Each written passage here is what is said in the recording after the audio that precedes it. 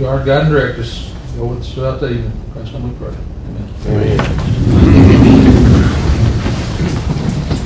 Allegiance to the flag of the United States of America and to the republic for which it stands, one nation, under God, indivisible, with liberty and justice for all.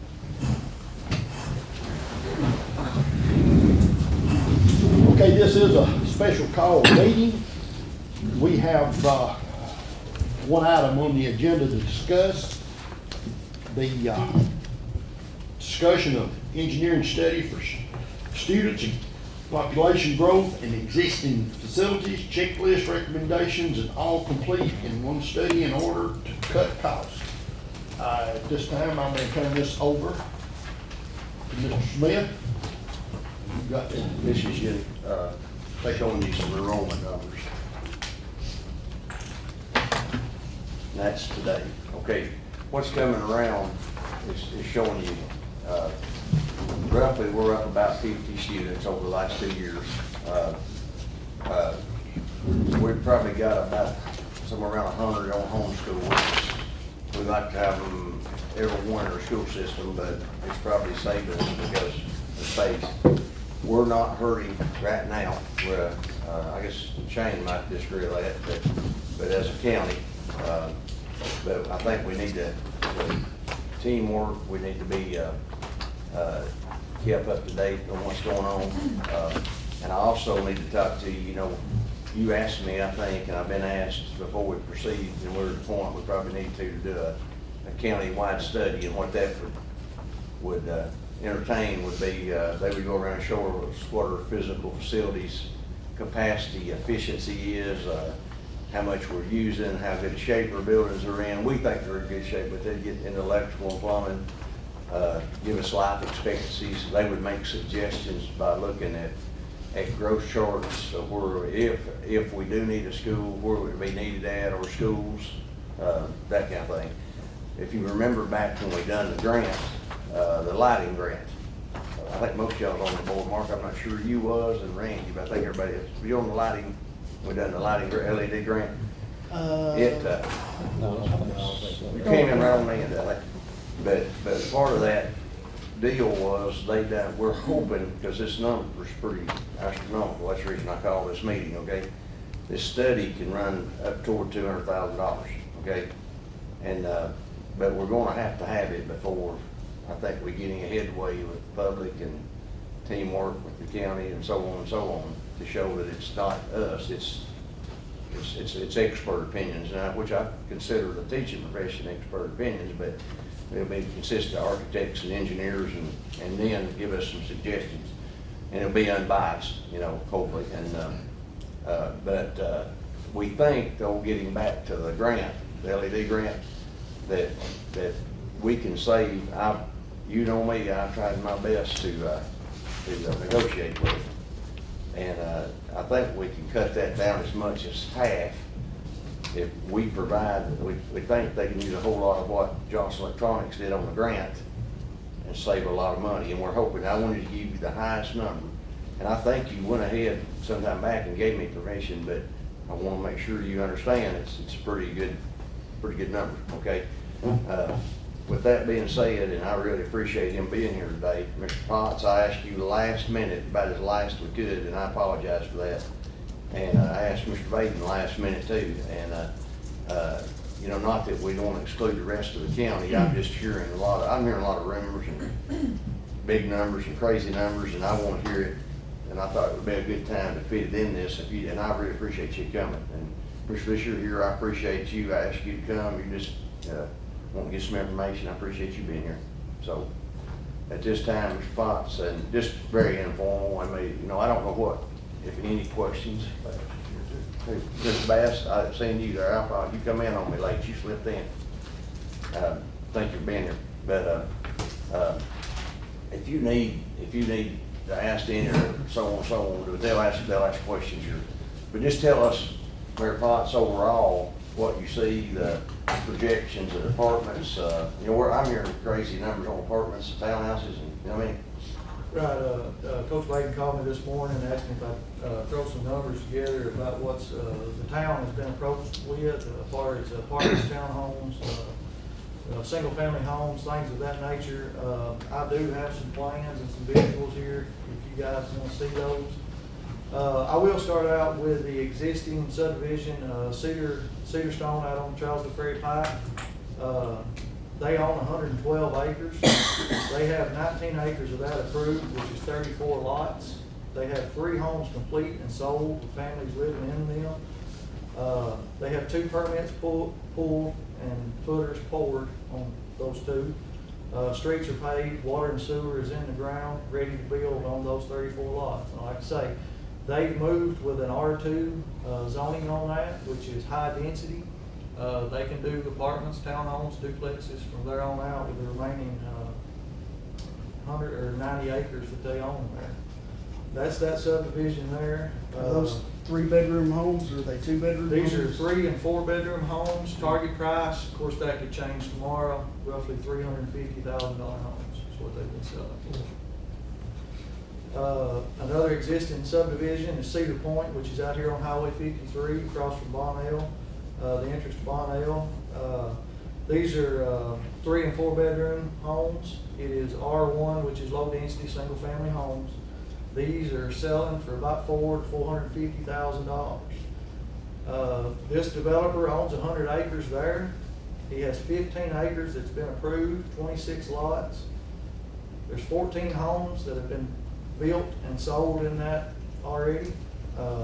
They're nice homes. A lot of you know people that live there. I seen some surveyors up on a part of that property the other day. I'm assuming they're moving along to phase 2. Like I said, he has an additional 5 acres there to do something with. That same developer across the street on the same side of Bonnell owns 105 acres. He has come to Gordonsville City Hall looking to rezone that property to an M1 zoning. What that M1 is it allows single family, multifamily, and commercial uses. So they could have single family homes, they could have apartments, townhomes, things of that nature, duplexes. And where exactly is that? Now The Van Robert Gibbs property. to the right of Bonnell Drive? Yes. Okay. Yes.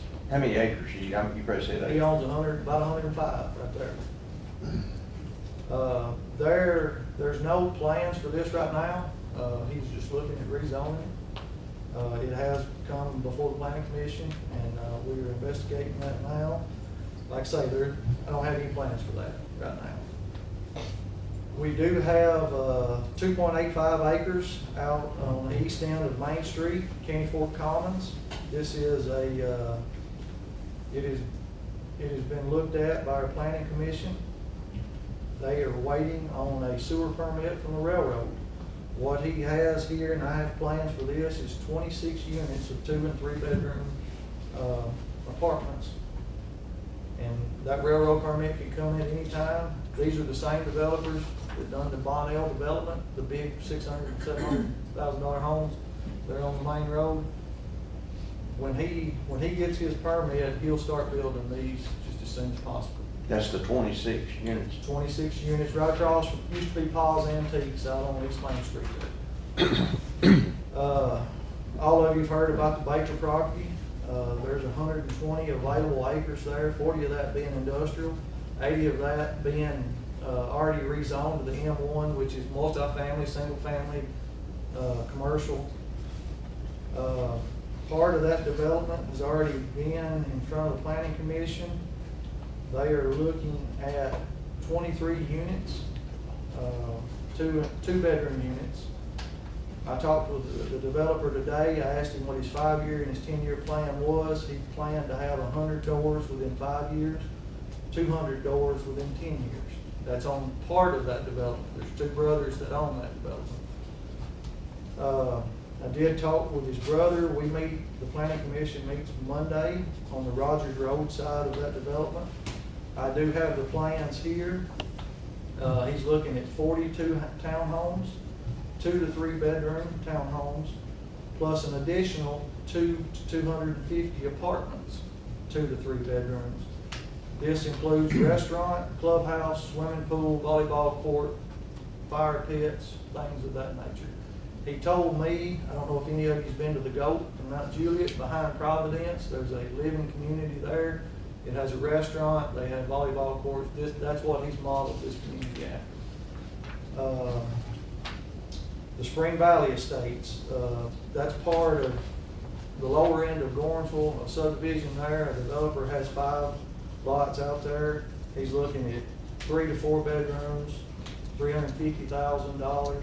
He also owns 17 acres on the Meadow Drive section of that development there. He's met with us and sewer engineers. Most of those lots are build ready. Start pouring footers, run your sewer water. It's all there. I mean, those are ready to go. We don't have any plans on that yet, but we know that he means business when he hits the ground. Well, can you give us a rough estimate of house homes at all on that? 17 acres, you can put what, three lots per acre, roughly. And it all lays good. They run sewer downhill, it's all gravity fed.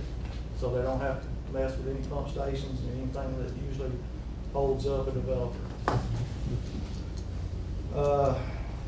I'm gonna speculate on this one, the Glenn Hunter property, which is across from the car wash in Gornsville.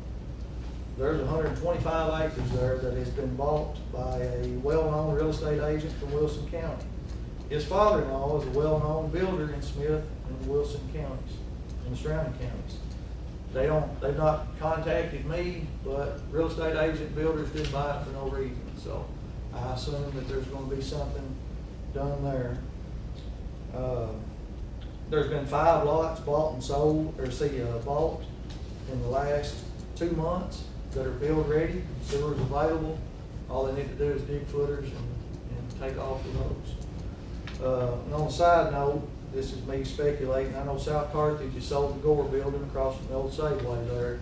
I have heard that there will be townhomes or apartments put there. I know that's about 2 acres, so I don't know what their planning and zoning requires, but you can put probably 20 to 25 apartments on that piece of ground there. That's basically all I have right now. There is a lot of available land. It doesn't come cheap. Some of these developers, our prices are not slowing them down. So I'd be happy to answer whatever questions you guys had that I could. So is that not counting 125 acres, just approximately pretty serious 500 to 600 doors, units, homes? I just had my head, man. I've talked with some of the people that's financing these things and done some background on it, and I can't say much about the 300, the big development. I can't say much about it right now, but I think within the next 18 months we'll have those 49 out of those 2 developments. When you say 49, okay, and I think this is very, Shane and I both, I just made my own up, and it was pretty close to what the state says you use a 1.5 to 2. Luttrell, which is, Mr. Luttrell was director of schools at Wilson County, and I think he said 2's closer, especially in this area, children, school-age children, okay? Now, no, we're not in trouble right now, but we've been told, and I think it's my job to tell you, it's a I believe it's 2-year to 30-month process to get the permits, all the different paperwork, and it would take about that long to build. Now, Mr. Rich, I'm gonna call on you. I think if you told me, speaking to you, I asked you as a builder, you told me the average builder probably builds a house a year. You're fast, put one up 3 or 4 months. You said, no. I mean, that kind of, you may have been joking. I told you I don't know about building. So. Yeah, I would say most homes about a year. About a 9 year. months, something So like if you want a year, but then we talked about apartments, and Shane and I, they go up pretty quick, right? So you kind of see where we're going with this, okay? I don't want to be caught, we've had a meeting before, I called a special call meeting. I think the first special meeting I ever had was a special call meeting to make sure we were aware of what's coming. And I think we could see this coming, so I think that's probably one word to point. We need this study to correlate with your numbers and not just yours, South Carthage and across the county, you know what I mean? I don't wanna leave anybody out, I'm just saying. So I don't think, obviously it's growing our next interstate, but the whole county is going, I feel like grow, so I feel like it's our job to start planning. But I want you to hear it from Mr. Fox, and I appreciate you being here, that it's real, okay? Shane, where are you at right now? You got a 7 through 12. What kind of shape? Tell us where you're at. High school has grown from 306 to 384 in 2 years. That's TSSAA numbers, so that's why I know those. They have gone in. We've been fortunate. Our problem is going to be in our junior high. The worst, in my opinion, the worst part of that is 7 and 8, trying to run 2 schools in one.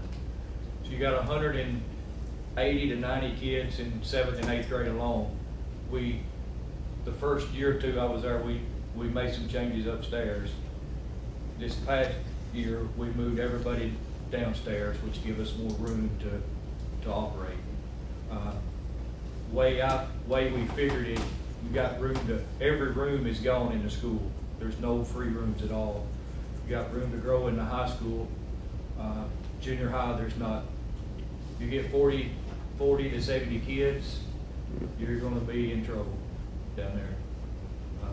And then the other big thing is, the thing we see coming is feeding them. We start at 10:30 and we're over at 1, and we're pretty packed all the time. As one leaves, another one sits down. So we increased our lunchtime about 30 minutes this past year to do that. So I would say our problem is we're gonna see first in our junior high, in our 7th, 8th grade junior high.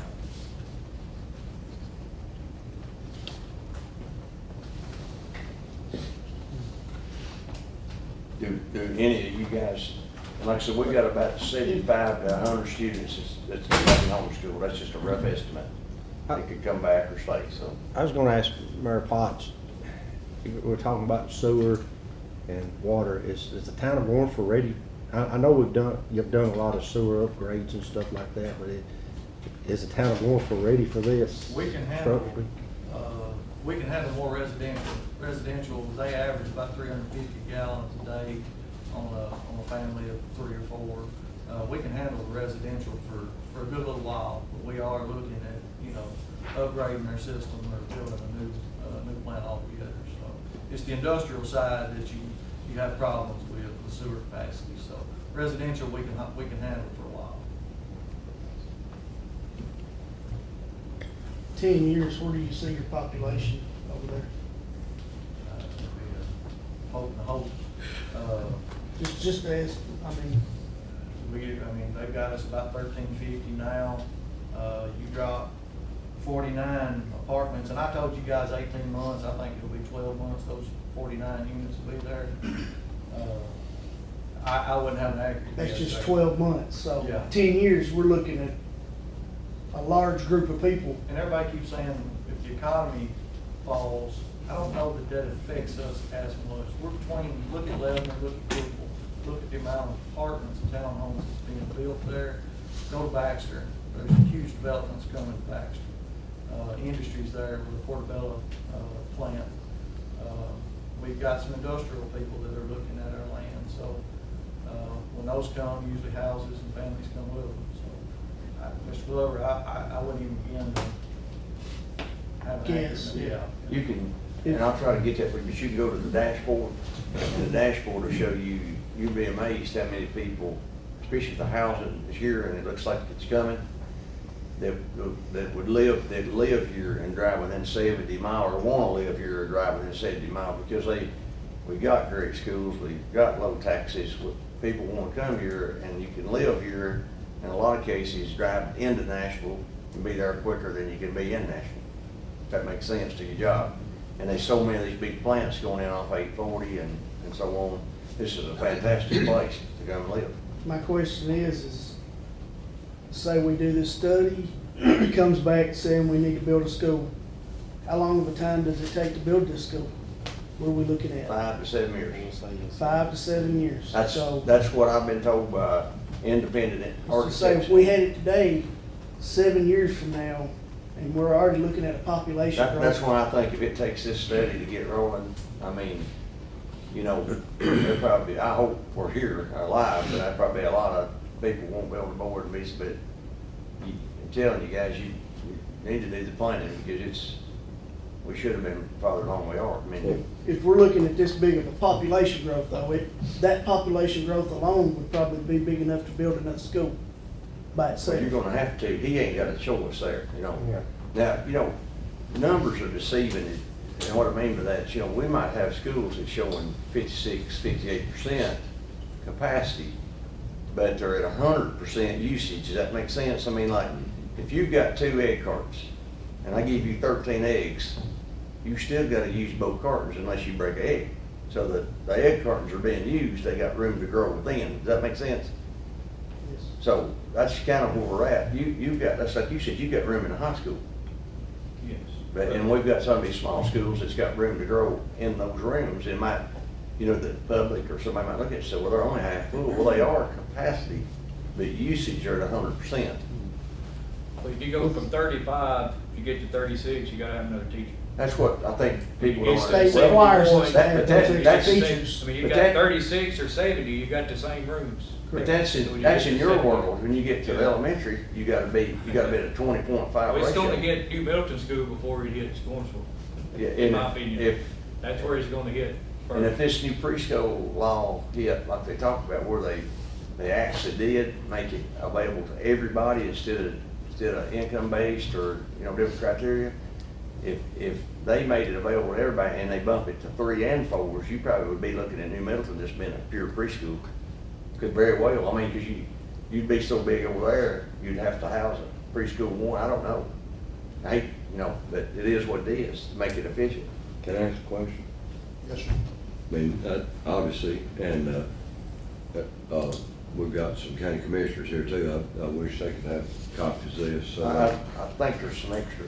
If they down there so they can kind of see too, but, I mean, we've all known this was coming pretty quick, but I don't think maybe, the shock factor was quite as high as what Mayor Potts has just told us, but you just need a motion and a second to go on and get, I mean, personally, I think we need to get on this study like last year. Well, I just wanna make sure that the board understands the cost, and you're okay with me doing that. Is that something, Jamie, needs to be, I think back in the minutes, way back, they did, either you're old, I feel more comfortable if we. Do it again.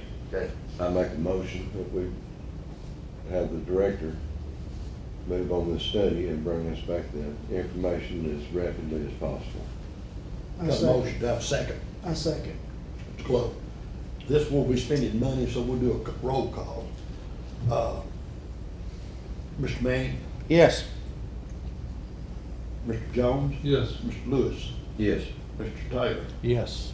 Mr. Allen, Yes. Mr. Glover. Yes.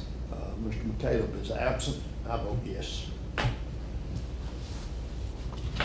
That's pretty staggering, Mr. Mayor, thank you for coming, that's, pretty staggering. You know, I had a guy call me this past week, not talking about Smith County, getting back to Wilson County. They're starting at 400 homes down there. I got the sign on it. I mean, starting immediately.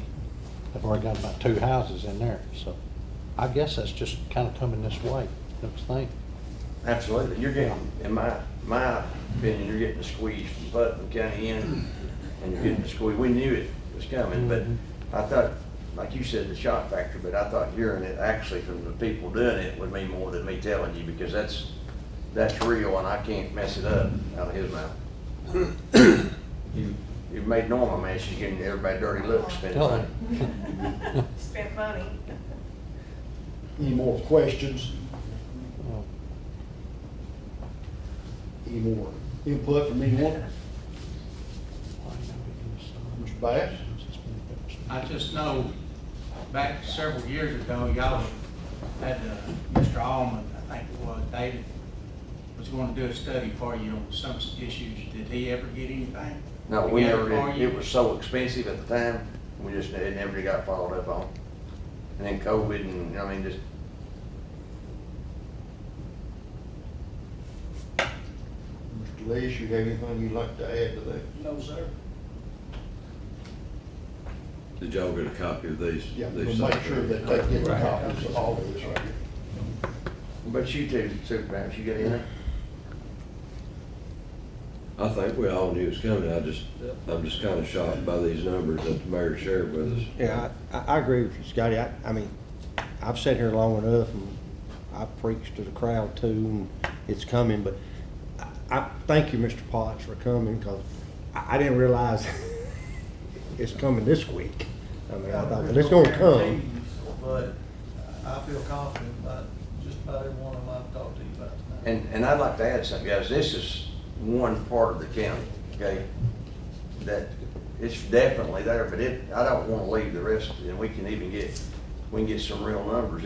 It's, Mr. Lewis, you Bill, it's across the county.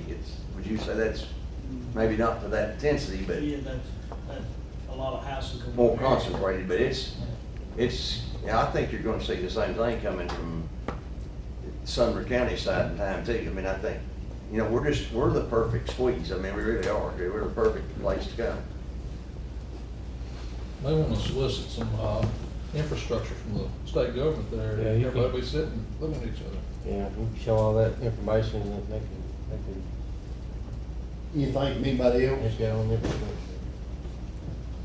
Before we adjourn, Mr. Winter, you have anything that you would you like to go? I do need a break. Yes, sir. You need to go into executive session.